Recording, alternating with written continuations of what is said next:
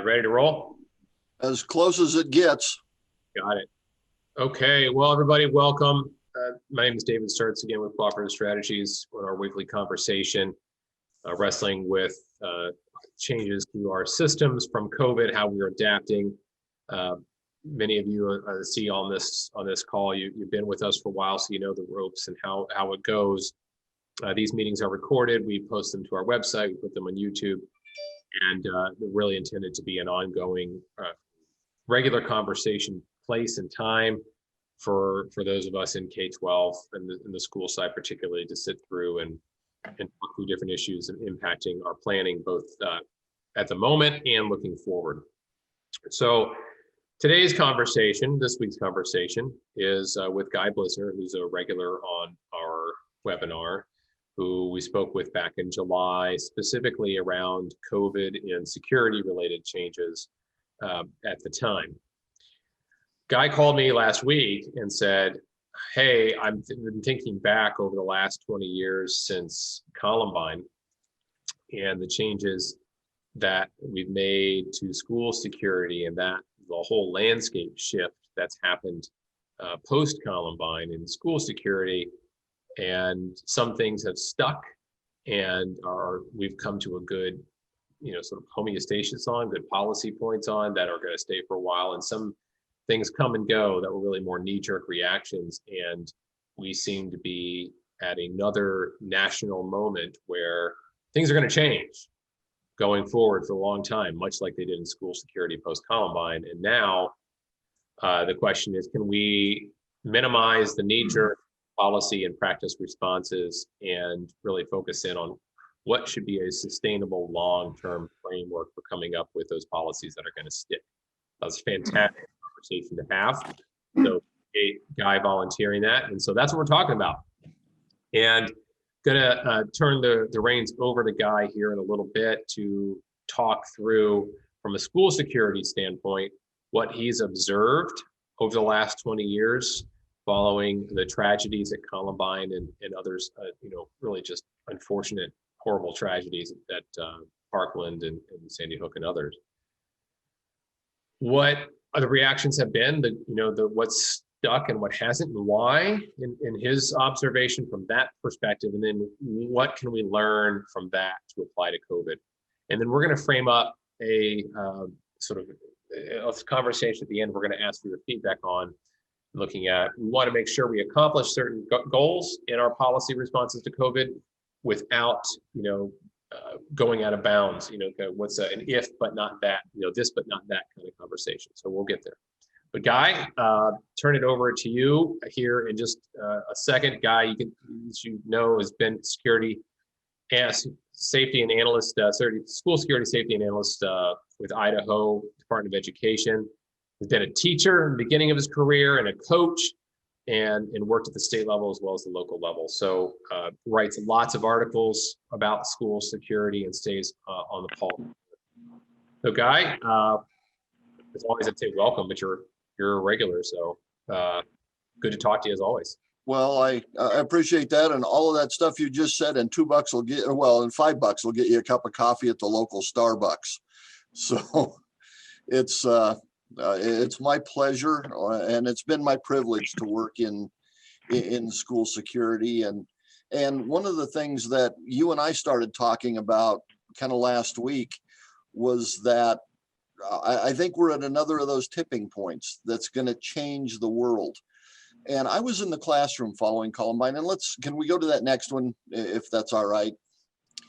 I was in the classroom following Columbine, and there were immediate reactions all over the world. We shut up, we locked perimeter doors, and we limited student movement, and we put supervision on kids everywhere they went, and we ramped up visitor policy and response training. We had our law enforcement brothers and sisters telling us that we did a fire drill a month, so we ought to do a lockdown drill a month, and we ought to do these things, and run, hide, fight, and jump, and just all kinds of stuff that got really wound up. And boy, did we spend a ton of money. And some of it we spent effectively, and a whole lot of it we simply did not. because we were doing it to look like the overwhelming pressure was coming from the communities we serve, the national media, the local media, our law enforcement part, just a whole lot of folks. And then some ethical vendors and some less so, who were going to sell us the one thing we needed that would keep us safe. And there was so much pressure to do that that we rushed right out and did things. And some of them, a good many of them, were unsustainable. Right. And they were not things that we could do in a long-term fashion. And what we in effect did was try and stick a school inside a prison environment, and it didn't work well. It was antithetical to the processes of education. Yeah. And not only that, it expected teachers to do things that not only were they not trained for, but they weren't particularly well suited for, even had they been trained. So I see that we may be in another of those moments, and we're likely to be driven by public health officials, local public health entities, infectious disease folks, telling us that we have to do these things. And we're going to be, in effect, putting our schools inside a infectious disease hospital, as opposed to bringing those things into the educational environment. And I'm hoping, beyond hope, that we can maybe do some thoughtful consideration of this and some deliberate implementation, so that we don't start the process of the pendulum swinging back and forth and back and forth and back and forth.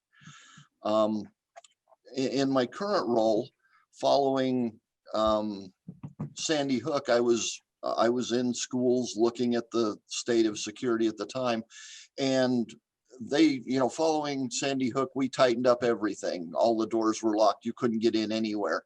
And about 4 weeks later, you'd walk around the perimeter of a building, and near every door, you found a rock about this size. And in some cases, they had painted the rock in school colors so you didn't throw it away. So what we knew, what is happening at that point is that mandate to keep the door locked and secure at all times was being ignored in the reality of school operations that we lived with. Yeah. If you have in Idaho, we don't even call them modulars or portables anymore. We call them permanents. They're the 6 or 8 classrooms you have out the back because you've outgrown your building, and people go there. And if it's a secondary school, they go there every 55 to 90 minutes. If it's an elementary school, all of the kids out there come back to go to the restroom, to go to the bathroom, to go to the library, to go. So that movement, there's an ambient amount of Brownian movement that takes place in a school as a function of school operations. Yeah. Our police brothers and sisters said, lock those doors, don't let anybody move, put somebody walking with them everywhere they go, all of those things. And we just simply couldn't do that. And we tried for a little bit, and then basically we winked and nodded and went down the road. And I would hate to see this opportunity get past us, because I think that we have an opportunity to do some things that we've needed to for a period of time. Checking with some of my elementary schools in Idaho, we're seeing, and we've been in largely face-to-face education since the beginning of school, with some minor exceptions. Yeah. But what I'm seeing and what I'm having reported to me is things that have been normal fall issues in schools, conjunctivitis, pink eye, those sorts of things, we're hardly seeing at all. Mm-hmm. And it's the increase in sanitation that we've taken as a response to COVID-19. So there are a number of things here I think that we can own. There's some stuff I believe we absolutely can't. And educators need to be the ones that are holding, that are leading that conversation with the consultation of experts in infectious disease and contagion control and those things. Because again, we understand how these buildings have to operate and how we have to make those things fit into what we do. Right. Yeah. So if you were expecting a whole lot of answers in today's discussion, don't. There are going to be a whole lot of questions. Right. Well, and Guy, you started the conversation with it in response to these tragedies. There was a overwhelming impulse to do something, and so things were done, right? But not necessarily strategic things. And Well, is that what you'd see as like was the overwhelming?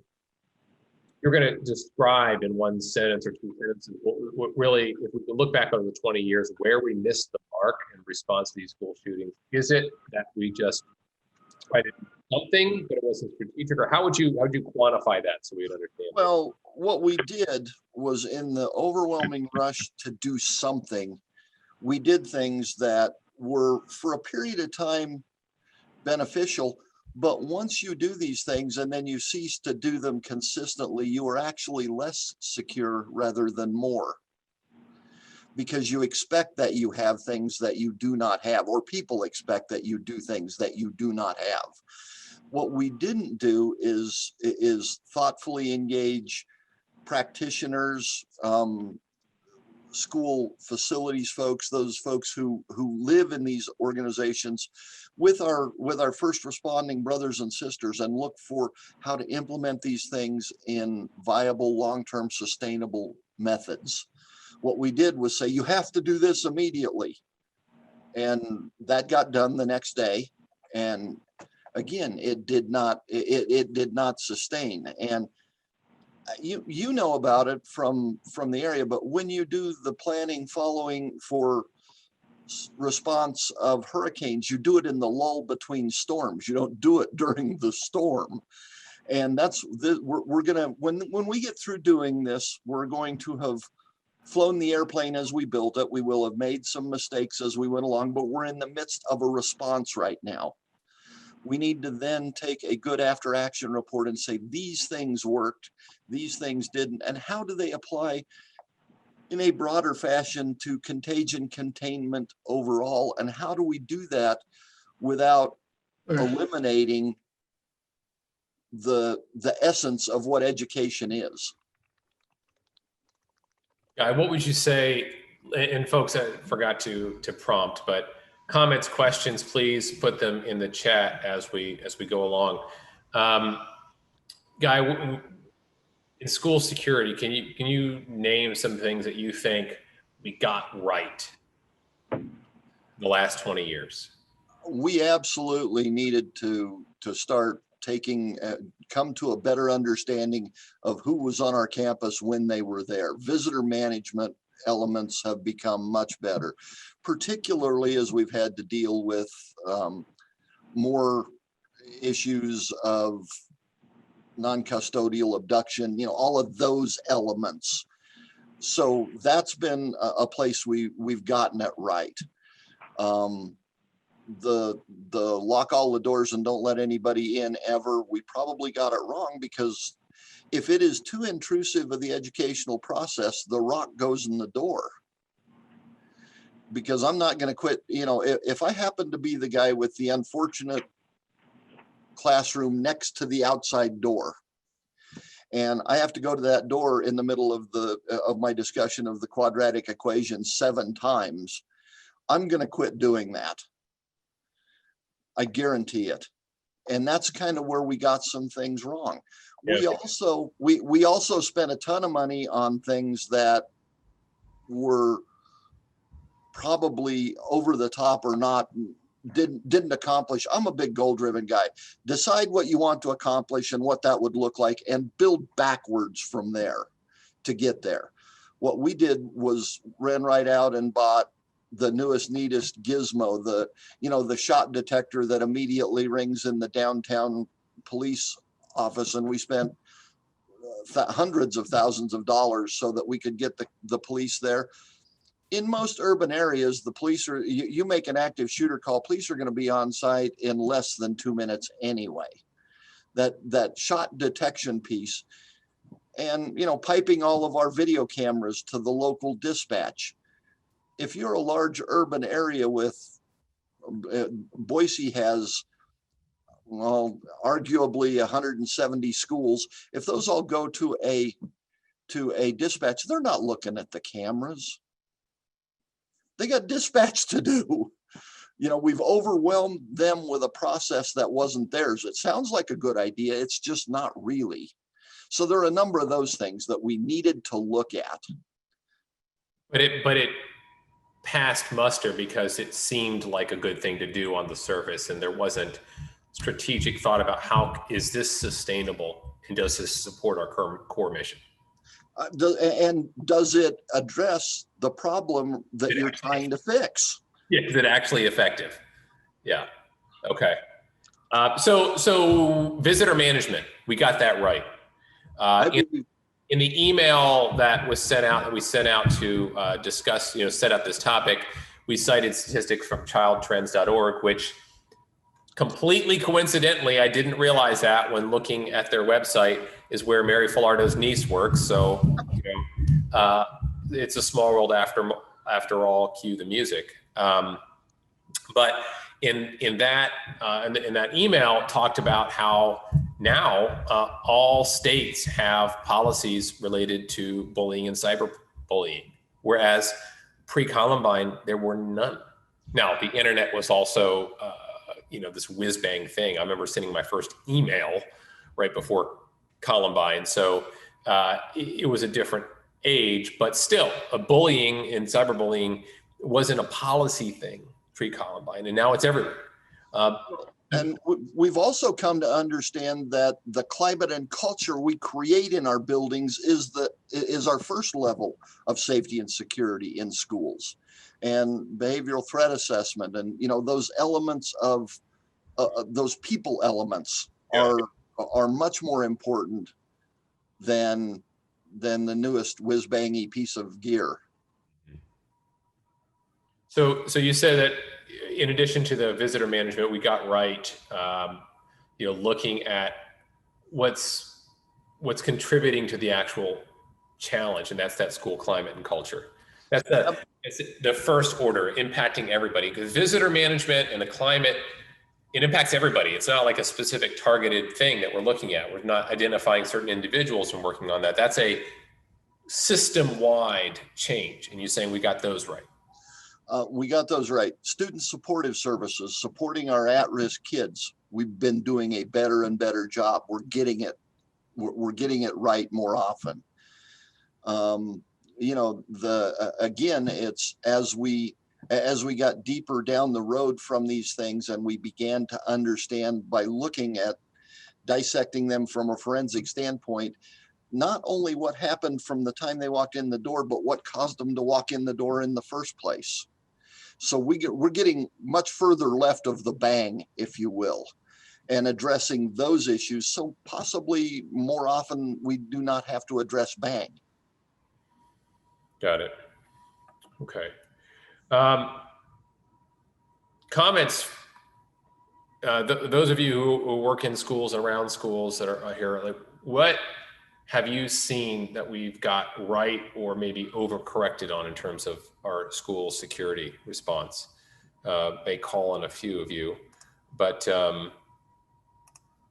what have you seen from your vantage point? Mary, are you able to, you have a global perspective, listening to a lot of folks. You hear me? Yep. I really appreciate your comments, Guy. I think there's so much technology. I think the technology is one of the areas that we can see there's been, money spent quickly and maybe not that effectively. And I was, I think you might have been there, David, as a Council of Great City Schools meeting, and the chief operating officers and facilities folks were talking about a system where you had drones on the roof, and the drones could, if there was an active shooter, instantly the drones would go up and begin to take pictures on the perimeter of the school site, and you're kind of reeling at the notion that somehow this was going to become a regular part of schools across the United States. So I think that one has to be careful with sort of an over dependence on technology to address some of these issues. And I would argue that that's going to be true with the COVID as well, even in terms of the ventilation, that if we get too technical in our responses, that we actually won't be able to carry them out. Yeah, that's Mary. That seems like a solid one. That actually is on our list here coming up, where there absolutely will be some technology infrastructure both on the HVAC and MEP side, as well as on the instructional side, that we should certainly pick up and learn from this. It seems, but it does also seem quite ripe for overcorrection and misappropriated funds and spending things on maybe without thinking about them sustainably or effectively. If you go to schools, and I do a lot of this and talk to SROs always want more cameras. Cameras are the answer to. Go ahead. I was going to say, cameras are the answer to everything. The reality is, as school administrators, they look at cameras, and I loved a camera that allowed me to start a conversation with a mom that said, let me show you something and then we'll talk about it, because it just eliminated so much of the preceding stuff they have to deal with. But the reality is they are forensic and they are after the fact. Educators have come to understand that cameras surveillance is not a replacement for supervision, because cameras don't say, Johnny, knock that off or I will tell your mother. So it's the intelligent balance of the human element and the technological element. Technology, is a tool, but the key is the relationships, is what I just heard. A camera and a human can both supervise, but only a human can interact and interject. No, a camera can surveil, a human can supervise. Okay, better put. Others? This is Vani from Salem Kaiser Public Schools in Oregon, and I completely agree with the comment that Guy just made about cameras are after the fact. I mean, we go back, somebody did something, we go back and review people aren't monitoring the cameras is the point. Yeah. We have we've had a threat assessment system in our school district for, I don't know, 10 or 15 plus years.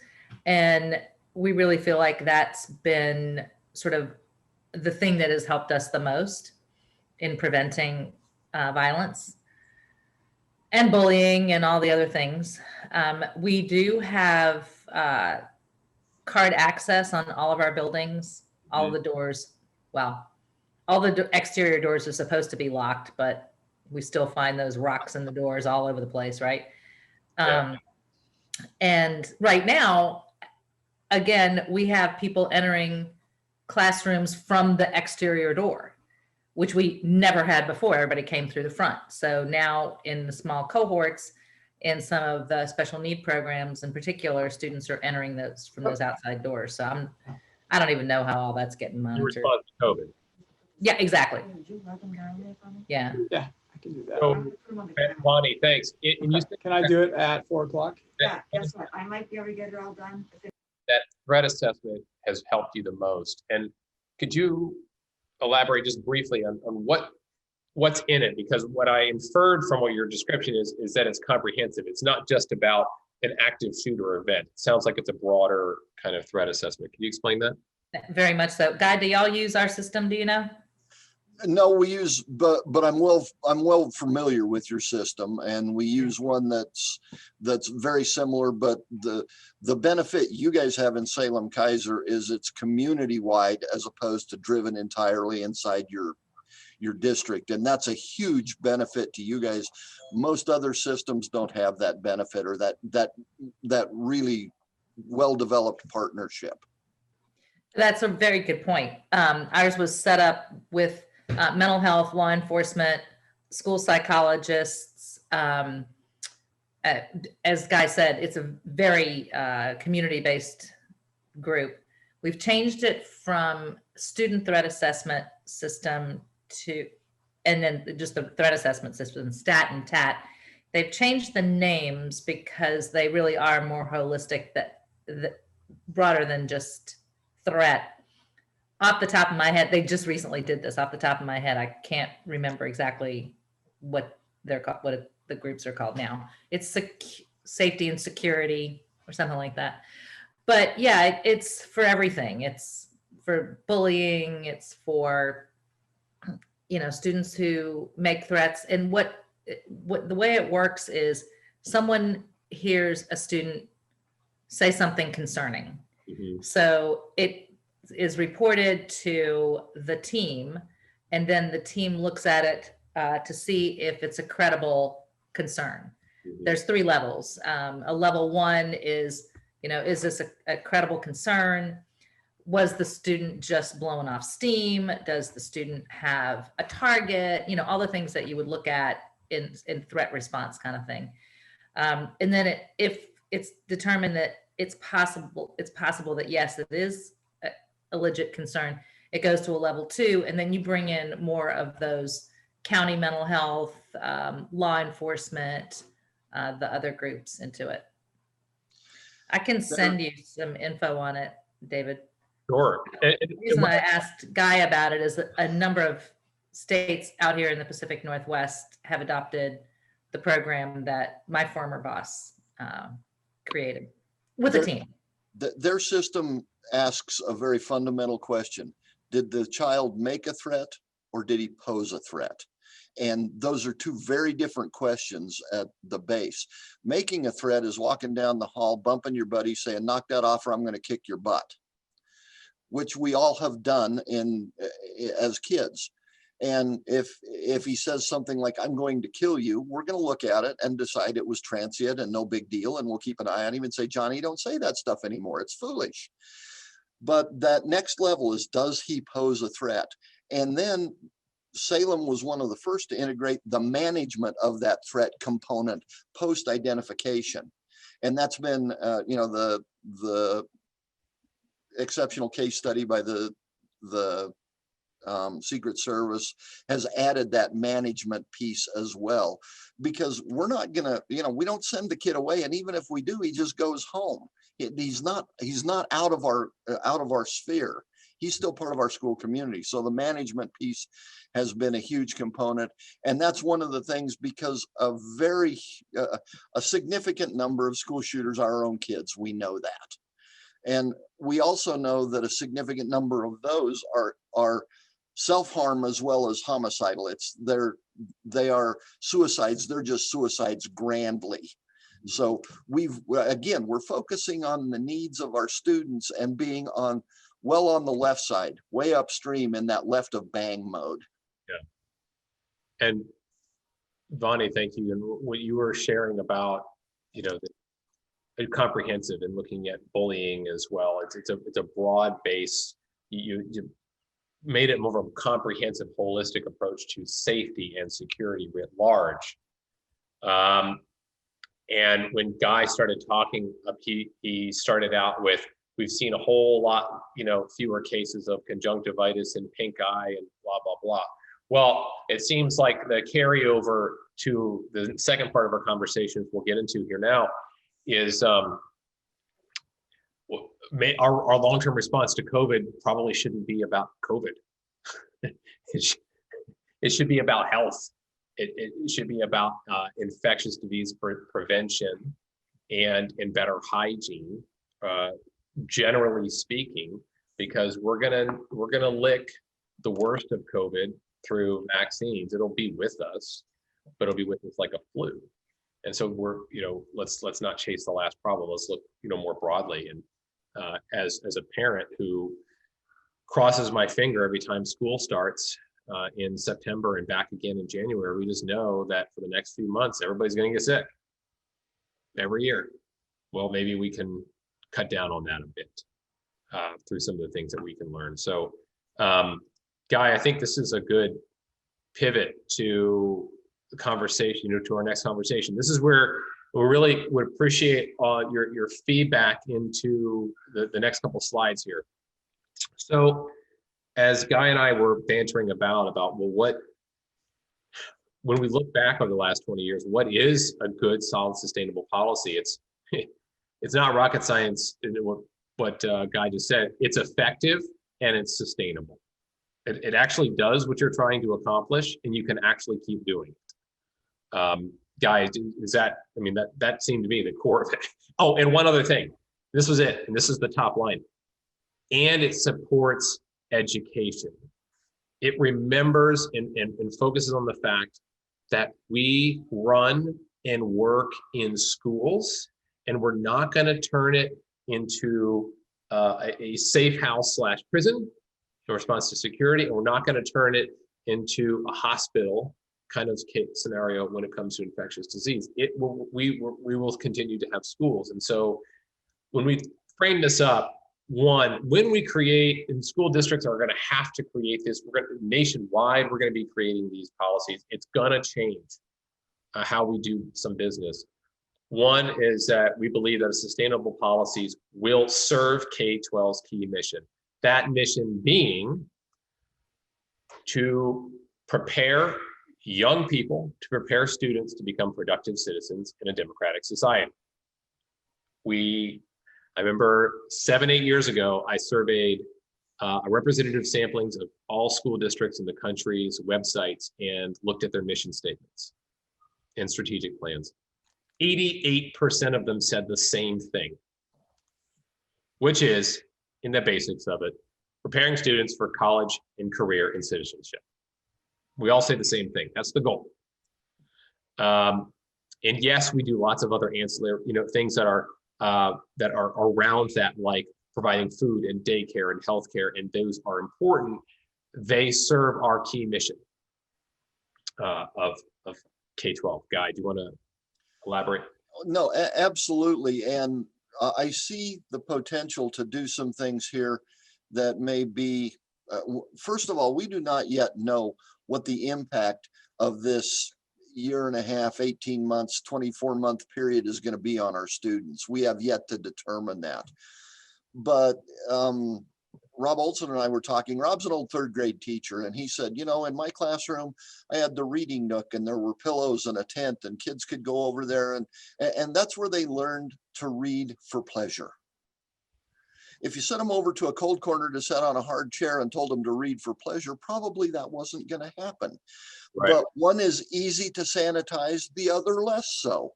How important, where do we find that balance? Yeah. What is the actual data that tells us for how long that beanbag holds a virus? I mean, and that's another thing is the, what we call the fomite transmission, right? So how we still don't have great data on that. We have it on some things, but not others. Well, let's make data-driven decisions in proportionate response to that threat. Well, and not just for COVID-19, because it won't be with us always. We'll have something else. It may be a high morbidity, high mortality flu virus. It could be, any number of things. There will be something else that will come along in exactly the way there was another school shooting, just differently. Mm-hmm. So how do we approach this in a sustainable, trainable, budgetable process that allows us to meet our core mission, the academic and social emotional education of our students, that's socialization of those kids, and provide reasonable safety from contagion. Right. So over the next few months, as into really year or so, boards are going to be demanding of our cabinets, superintendents and cabinets, what's our long-term policy response? Right now, it's been, holy cow, how do we open the doors? And can we open the doors? And so we've really been looking one day in advance, if that. And now, as you know, it's going to be shifting over to that. Okay, what's our long-term response? Number one, we think whatever policies that come out of this really should continue to serve K-12's key mission and understand what that is, and not try to twist a school into something that it's not, which is the second focus, which is just elaborating on the first. Unsustainable policies shift focus away from K-12's key mission, just like Guy was saying earlier with, creating a overly locked down environment. You're going to get rocks by the door. Vonnie was saying that as well. We have to think about the fact that we are a school. We should maintain being a school and everything therein, and the health and hygiene policies that we create need to support schools staying schools. The other piece that concerns me, and you and I have talked about it on another issue, but there are lots and lots of vendors out there with cutting edge, maybe even bleeding edge technologies that are the things that are going to make us safe. It's a really, really enticing proposition to put money down once and make yourself safe from these things. The reality is those things normally don't happen. Yeah. And what you have done is spent very, very limited resources to achieve an end that you will not achieve. That's why, again, I tend to be so much a goal-driven issue. Define where you want to end up and what that's going to look like, and work backwards from there. Mm-hmm. Well, and so those of you who are in the trenches right now with your school districts, have you started to have these conversations about what's our long-term response to COVID, or are you still, Vonnie, good grief, you were just on a minute ago, you're dealing with fires and COVID. I can't imagine you've had bandwidth to have these conversations, but has anybody had these, what's our long-term policy response come up, and how is that being discussed? Please unmute and just go ahead and speak up. This is not encouraging. Well, maybe not. Well, Vonnie, are you still on? Have you had these conversations? I don't know, maybe Vonnie had to drop off. I'd settle for anybody who, as we've gone through this, has ideas of how we might start to have those conversations. How we as educators might begin the process to shape that conversation.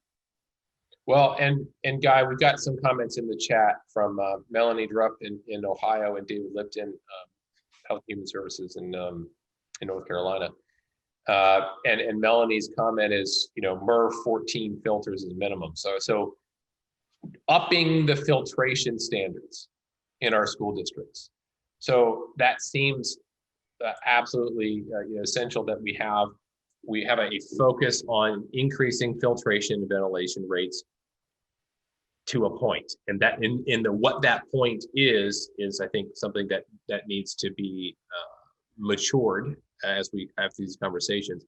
But MERV 13, MERV 14 catches a lot more of these particles than the lower MERV 8s, which are more common, and those kinds of things. So increasing the filtration rates, yeah. And David mentioned that Claire Barnett, Executive Director for Healthy Schools, has mentioned that many school buildings have relatively low HVAC. Absolutely. The GAO report that came out about 6 months ago also did. And that these low-tech HVAC systems without sophisticated building automated systems may actually be better matched for school capabilities. Okay, interesting. So David, that's kind of we just have a counterpoint in the chat box here. Like, yes, we should increase filtration rates. On the other hand, there may be some systems that just don't handle it. And that's very true, David. And we've seen that. We had Josh from Colorado Springs on last August who said that exact thing. They cannot increase their filtration past MERV 8 and have their system still work. They just won't. they're too old, and they need to be replaced in order to do that. And so in the interim, their focus is on, well, we've got to make sure the systems are working as designed and increase the filtration or ventilation rates if we can increase filtration. And that speaks, I think this chat actually speaks very well to how this next conversation, which we'd like you all to help populate, which is we need to accomplish some good things without creating other problems that undo the good of that. Like we need to increase our filtration rates without creating unfunded mandates to do so that districts can't comply with because you're not going to be able to replace every HVAC system in every school that needs it, which is, and the GAO report said, what was about a third? It was 33,000 schools, something like that, Mary? Did I have that right? I don't know if you're still on the call, Mary, but that's what I recall from the GAO report was. Yeah. Sorry, David. I was still muted. Yeah, about 50% of school districts had at least half of their schools that needed HVAC upgrades or replacements. Yeah, so 25% nationwide. At least half of the school districts had half of the schools. Right. Yeah. Well, they had at least half. At least, right. So a quarter plus. Angela also put in the chat, for those of you who are not familiar with the WELL certification program, highly recommend you familiarize yourself with that. It's the corollary to LEED about building occupancy and management to maintaining healthy indoor air quality, amongst other things. So yeah, please, thank you, Angela, for sharing that link. It's a great reference point. David? Yeah. Rob and I were chatting earlier today. Are we going to continue cohorting as we have? Does that make sense to continue on? And if so, the physical distancing, do we want to continue to accomplish that? That means one of two things. It means a great many more classrooms, which means a number more teachers, or we look at a different delivery model where we're stretching the use of our buildings out over more periods a day.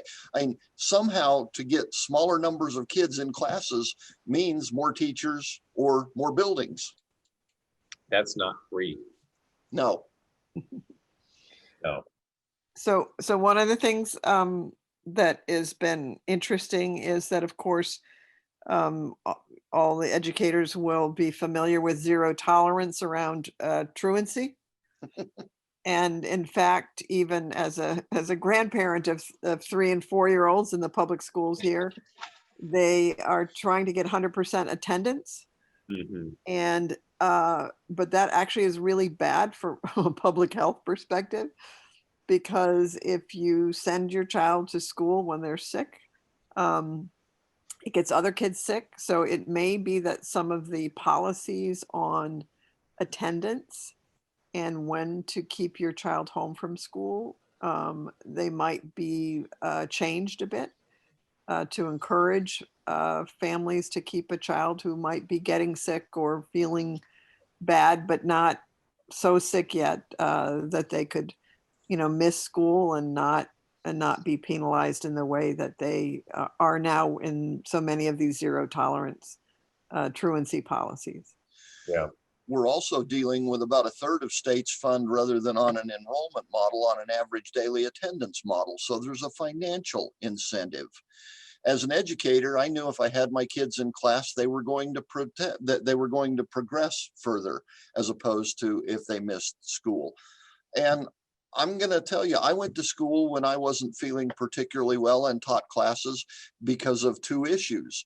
One, it was a much larger problem for me to write for a substitute for me to be gone that day. And quite frankly, I knew that would cost my kids a day of learning, because very often the substitute plugs in the video.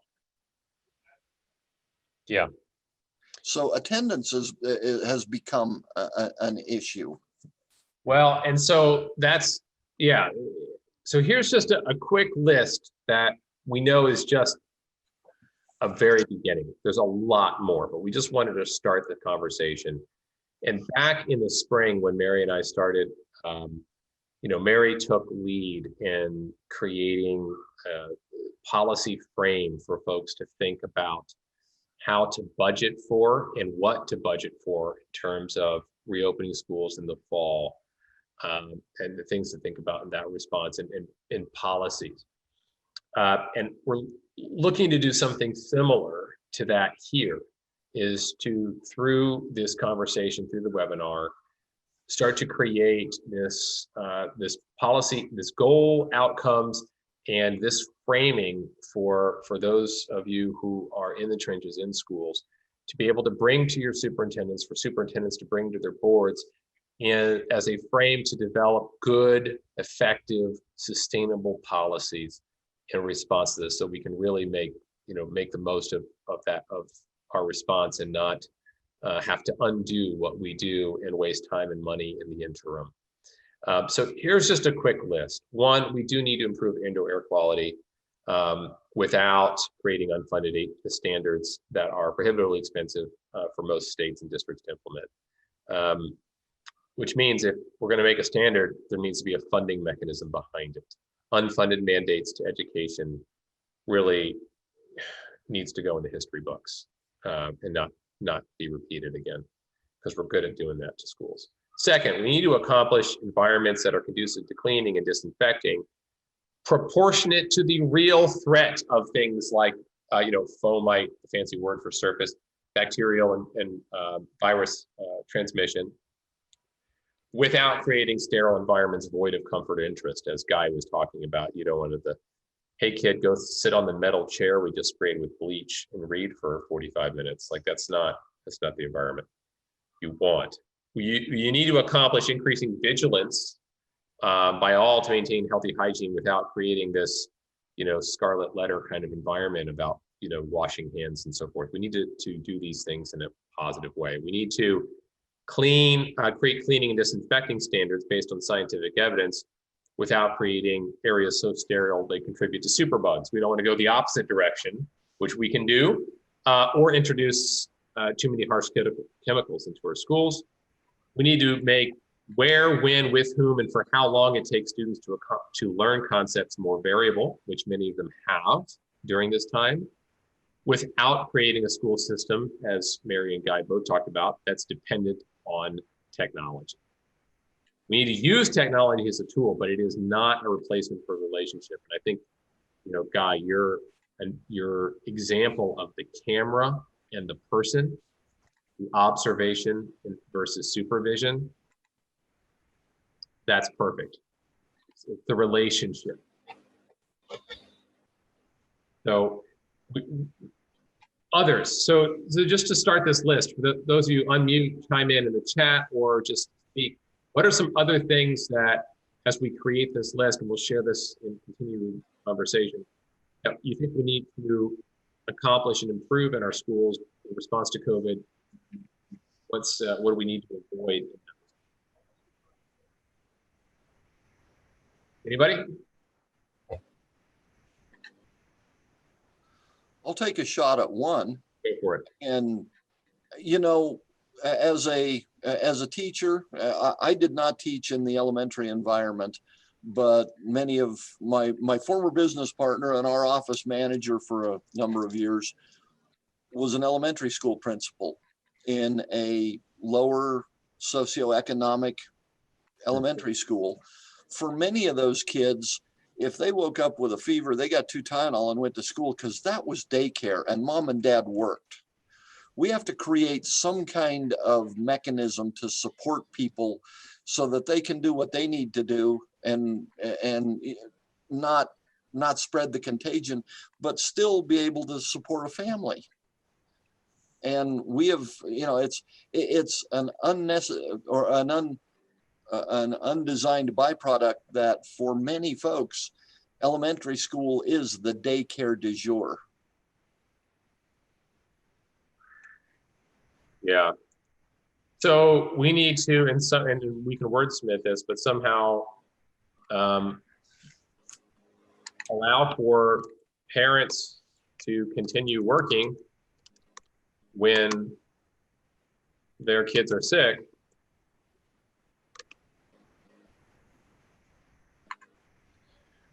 without Sending typhoid Johnny to making class. everybody else sick, right? Without passing the disease around. And then I saw something in the chat there. Let's see, let me go back to the chat box. Yeah, Paul, Gabriel, we need to put resources in place to support mental health of students. And if you didn't see, Paul, thank you. If you did not see discussion last week with Erin Sullivan and her team from Jeff Cove School Districts in Colorado, they gave a fabulous presentation on mental health in COVID and really helped those of us who are more laymen in the mental health field, me being absolutely one of them, to provide a sort of what are the general tiers of response in mental health for staff and students, and then how are we adapting that, and what do we need to think about that in terms of remote learning and hybrid learning and just very stressful times. Great presentation. So we do need to put in resources to really be more supportive of not just student but staff mental health as well. Paul, did you have something specific in mind that you wanted to pass on with that, or if not, that's fine. No, nothing specific, just that that's been a big focus for us as we've had some pretty serious concerns in that area in our district. And Paul, which district, if I may ask? Center Grove Schools in Indiana. In Center Grove in Indiana, yeah. And thank you, Paul. And I'll tell you that the school district that I'm in the suburb of Ohio, of Columbus, Ohio, the superintendent made an internal video for teachers a week or two ago after some high schoolers were in a mental health crisis, really suicide attempts, and came out to staff and said essentially, let's not try to cover all the same content as we would in a normal situation. Take your time, get to know your kids, keep building relationships with your kids. If that means you can't cover the same volume of material, so be it. But we need to, care for our kids too. And that video that was meant internally spread around all the news outlets. It seemed to touch a nerve. And Paul, I hear echoes of that in your comment. Yeah, we had this year our suicide evaluations performed by our counselors or social workers at our high school are up 5 times over last year. 5 times. 5 times, yeah. Wow. And increases at our other levels, grade levels too, but especially at the high school. And we've been in person most of the year. Been in person, that's still. Yeah. Wow. Okay. Paul, thank you for that. Absolutely 100% important. Sheila, provide individual workspaces for students that are separated, not sustainable at 6 feet apart without creating a non-collaborative environment. Yeah, so Sheila, that's an interesting one. And, we're looking at space standards, what I've seen, and if you haven't, Paul Mills is on the call too. Paul's created that great calculator with Canon Design that you can link. It's linked on our website, cooperativestrategies.com/publications. You can also find it at Canon Design's website. But when we were working with Paul and others to create that capacity calculation, what we're seeing a lot of classrooms that would hold 22 to 25 were holding 15 to 18, right? With all the social distance calculations in them, and that's probably not a sustainable size for many school districts to just sort of adopt as a statewide policy from now until kingdom come. But what can we do within our spaces to provide some separation without creating, going back to very rigid environments? That's a great question. Sheila, do you have some specific examples or thoughts in mind with that effect? Yeah, I work for Albemarle County Schools as a project manager. I Okay. come from an interior design background in space planning. Mm. So I've been helping, yesterday I was helping one of the teachers. We're opening up school next week for pre-K through third, and was helping one of the teachers figure out a way to have some individual spaces that are 6 feet apart for the kids, but she wanted to have them collaborate also. So sort of facing each other at the same work surface. So we ended up putting some tables together to create a 6-foot separation, but the kids would still feel like they're together, at least 2 of them together. So that is not going to be sustainable, you know, after this is over, because we just don't have enough space. We can't fit all the kids in the buildings at one time. So we just have to come up with, oh, and the other thing I was going to say is that there's been so much emphasis on collaboration and purchasing tables instead of individual desks over the past, I don't know, 5 to 8 years, that we found that we didn't have enough surfaces for all the kids. So I had to purchase individual desks again for the kids. But when we looked at desks that could be reconfigured in such a way that they could be put together in like a pinwheel shape for collaboration in the future. So we're going to have to change our mindset when we furnish our classrooms. Yeah, Sheila, thank you so much. And which district do you work with again? Albemarle County Schools in Virginia. Albemarle. Okay, yeah, sure. And with that, sort of the mantra that I've been picking up and using in school design concepts is you want a diverse array of spaces, arranged so they work together with FF&E to support a variety of different learning modes and styles. Okay, so variety working together to support the whole. And what you were just describing is we just had to make this hard pivot back to everybody by themselves, and we just didn't have the interior FF&E to support that. Right. And it seems like I hope, I don't know, maybe this is naive, but my hope is that we return to more of a collaborative environment in the future. But it sounds like we need some redundancy in place, what you're saying. We need to be prepared to be able to flex For both. how we learn. Yeah, for both. So instead of having a table for 4 to 6 kids, have separate work surfaces or separate desks on wheels that can be moved easily to collaborate together or separate apart. Yeah. So that's sort of a lesson learned here. That's great. Well, and that's also the danger of that knee-jerk reaction, is that we go away from what we've been leaning towards for the last 30 years in education, bringing kids together and pull them all apart. So we could knee-jerk in exactly that fashion, and that's what we've got to guard against. So when we looked at desk options, we didn't want a knee-jerk going backwards. We wanted to make sure we could use these new desks in a collaborative way in the future.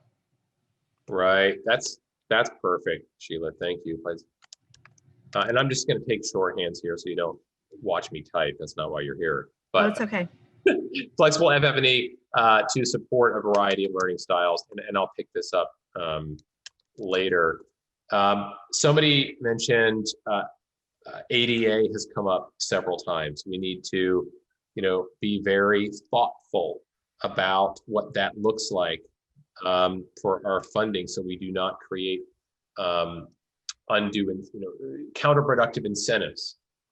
We need to avoid counterproductive incentives in our attendance.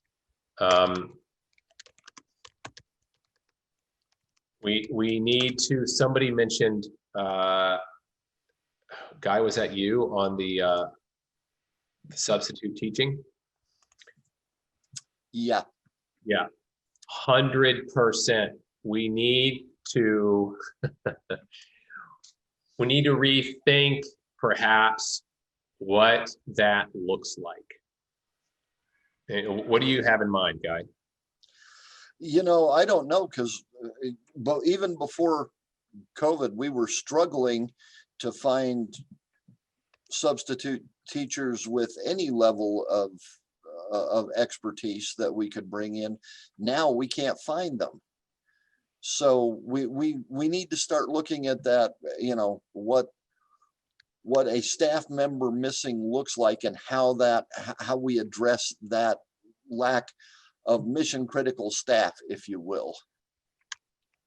So basically, we ideally just need to be that the system. We need to have some system set up so that substitute teachers can better pick up the ball right where the teacher left, right? Rather than and now for something completely different in a sort of Monty Python kind of way. Right. And I taught math, and my calculus class, they had the one time I remember particularly, they had a 22-year-old young lady who had a high school diploma who was filling that role for me for 2 days. Nothing took place. It was babysitting. Right. Well, fantastic. We are at time, but we are not going to be done with this conversation. Let me just go through some of these comments here and make sure we voice them. Change of ADA, Mary mentioned that. Paul, again, district dropped all attendance-based year-end awards at the end of last year and probably won't reinstate them. That's interesting. Thanks for sharing, Paul. We want to incentivize kids going to school. We know that counts, that really matters. But maybe what needs to be rethought a little bit is about what counts as going to school, so that we don't have counterproductive incentives. Having comprehensive lesson plans that be done in the classroom, online or both, so that students are getting the similar education. Great. And with all of these things, sort of Paul Mills helped, kind of review this ahead of time as well. I had a great suggestion, and that is, this is great, and we need to accomplish these things without doing these other bad things. By whom? So the next step in adding this is who primarily would be responsible for picking up, these tasks, and of course that's going to come at a cost of time and money. And so as we're framing these policies that for our school districts to pick up in response to COVID and hopefully more health, generally speaking, framing this up in a way that we are cognizant of in the beginning, the costs of time and money, I think is imperative. So folks, thank you very much for your input. We're going to continue this conversation probably next week. Pick it up and have some further edits on this and get more of your feedback, start to flesh this out so that we have something to work off of as we get into our long range planning, and we'll keep the conversation going. So Guy, thanks for teeing up the great topic. Appreciate it. No, I appreciate it. Something we might do for next week, though, is if we can put together what do you think about these things and get it out to that wider group so that they're keyed up for some thought time prior to this discussion. Good point, Guy. We will, I will make sure that happens. We'll get out an email to everybody with this PowerPoint deck and more elaboration on this grid, and look for folks' feedback. So, okay, everybody. Thank you. Have a great rest of your day. We'll talk to you next week. Have a great week. Bye-bye. Thank you.